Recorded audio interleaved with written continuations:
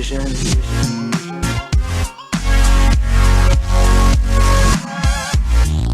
What's going on, everyone? Welcome back to the channel. It's your boy Dead on Dave, and I am here to talk to you guys about something that I was not expecting to have to talk to you guys about. I hope that most of you ended up by now watching the Talking Smack episode from last night after SmackDown, which was pretty good all in of itself. You can check out my review of SmackDown.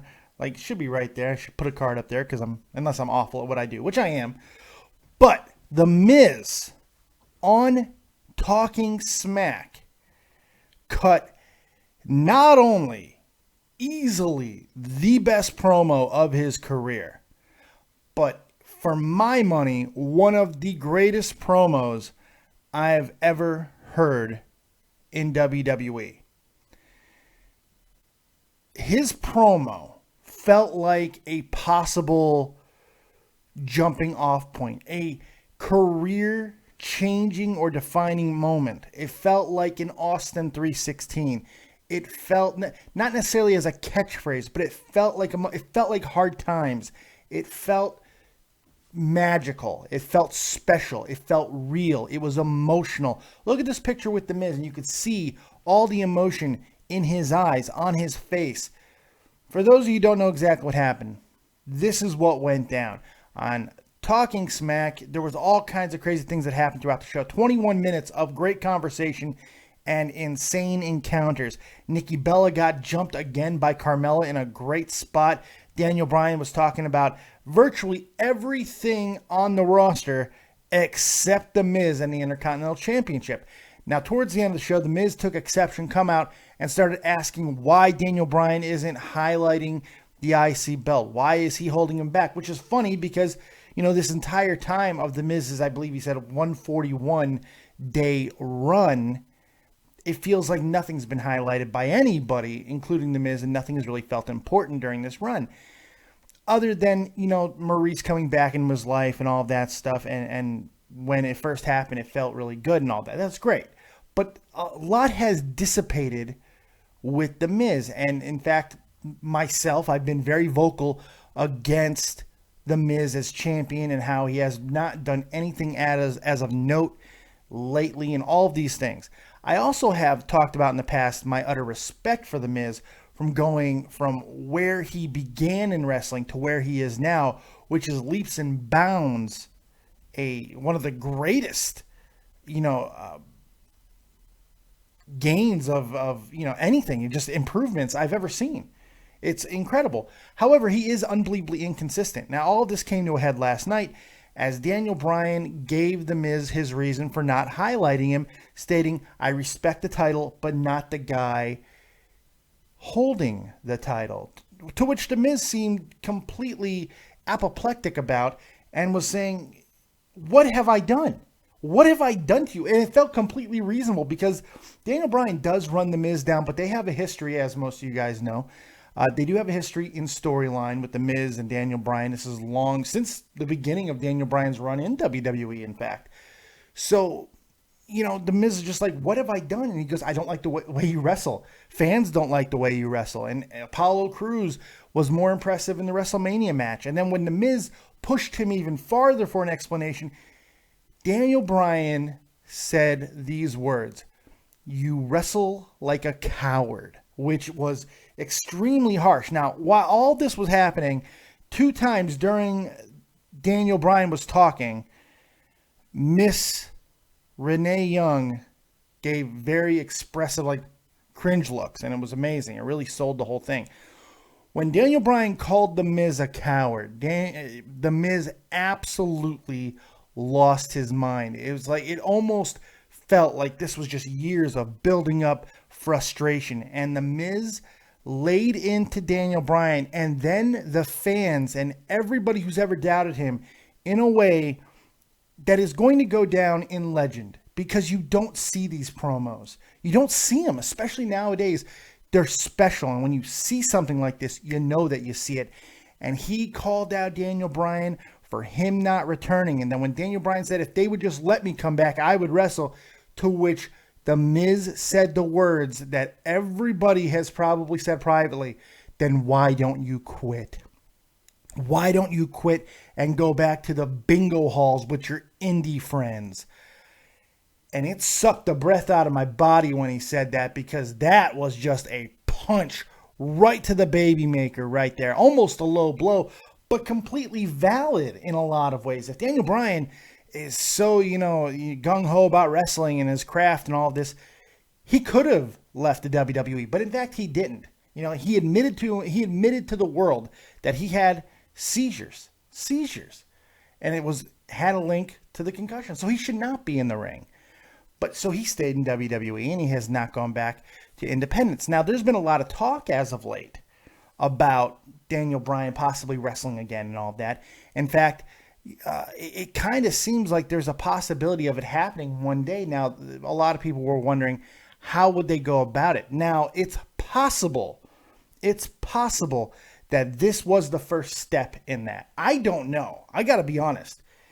There's a bunch of possibilities here, because after The Miz said those things to Daniel Bryan got up and left, and to which The Miz went even crazier. Don't you walk away from me, Daniel. And then demanding the camera be pointed at him as he looked, and this is the shot that you're seeing right here, as he looked into all of our eyes, all of our souls, and swore to everybody that his Intercontinental run would be the most significant in history, the most relevant in history. It was incredible. It was captivating, and you believed him. It wasn't perfectly clean. He fumbled over some words, but that made it better. It made it because you felt his emotion. He was on the verge of tears. It was amazing. Now, there's a few possibilities here. One, that this is an absolute shoot. It's an absolute shoot. The Miz, Daniel Bryan just kind of came to a head, and nobody knew what the other was going to say. I'm going to wipe that out of existence in my head right now. I don't think that's the case. It seemed a little too clean for it to be a complete shoot.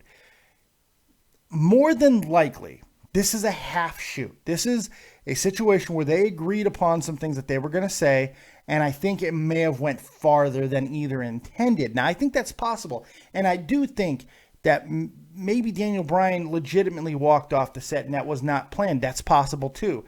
I don't know at this point, and we're going to find out soon, I'm sure, because everybody's going to be talking about this for the foreseeable future, especially since the only thing left for wrestling this week is NXT and stuff. So people are going to be talking about this situation quite a bit, and we're going to get information on what it was. Was it a shoot? Was it a work? What was the situation?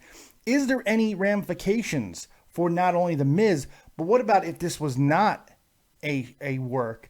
And Daniel Bryan, being as emotional, as sensitive as he is about the wrestling and never wrestling again, and if he's going to wrestle again, whatever the case may be, he's so emotional and so touchy about this that if this is not a work, he might leave the company over something like this. So there are so many different ramifications. Now, like I said, I feel that this is scripted. This was at least partially a work shoot type situation. But whatever it was brilliant.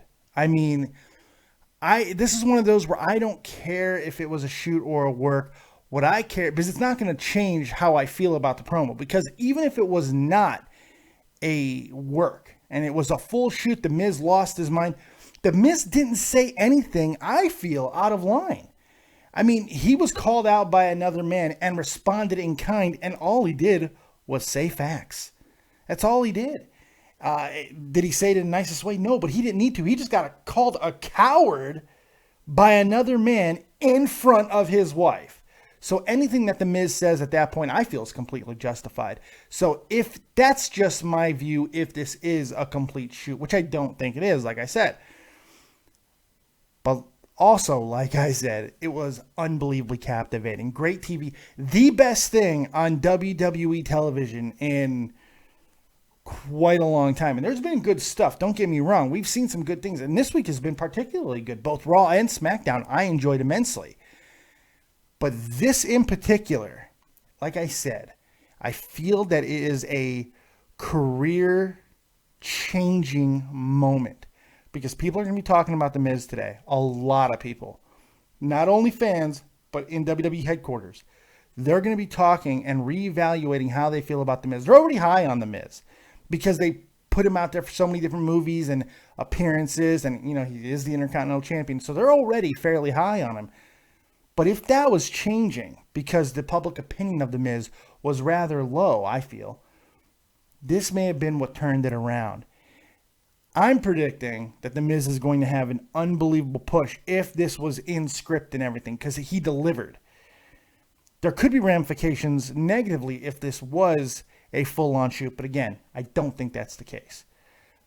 Regardless, it's incredible. It's incredible, and this will be talked about for a long time. This could be our generation's hard times. Now, that's a lofty statement to make, but I believe it. This is something that people are going to talk about 20 years from now. They're going to put it in the same breath as the pipe bomb.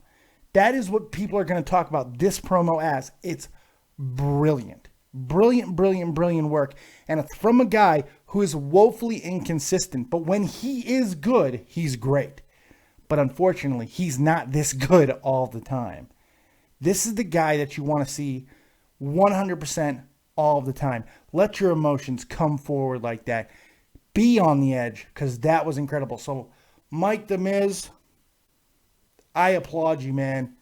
Incredible job. Daniel Bryan, whether this is a worker or not, more so if it is a work, good on you for putting whatever ego or whatever might be in the way, putting that aside and allowing something like that to take place. I know it's emotional. I know it's personal, but still, incredible sacrifice for the sake of television, which I think woefully needed it. Look, here's the deal.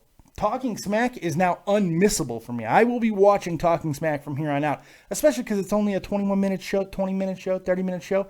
It's not that much, and it feels like a good addition to SmackDown, especially if we keep having things like that. Not only with Daniel Bryan, I don't know if we're going to see that all the time. We don't need to. But the thing with Nikki Bella, why the hell not? I mean, just brilliant stuff. I'm enthralled by it. Cannot say enough. What did you guys think? That's what I want to know. Hit me up in the chat. What did you think of the Miz's promo? Does it even register in your top 5 promos of all time? If not, where does it fall? I want to know what you think of it. Hit me up on Twitter as well, at DeadOnDaveV. I want to know what you guys think of this promo, because I absolutely loved it, all right? Thank you guys very much for joining me right here on Dead on Dave Productions. Make sure you like, subscribe, and share. Like this video. Like it. Takes 2 seconds. Like the video. Subscribe to the channel. Share it around, all right? Tweet it to The Miz. Tweet it to Daniel Bryan, man. I want appreciation coming out. By the way, Mick Foley also wrote about this already, which further leads me to believe that it is more than likely completely scripted, but still amazing nonetheless. Thank you guys very much for joining me. Like, subscribe, and share. And as always, if you don't have talent, have talented friends. We'll see you next time. Keep it copious, folks. Peace.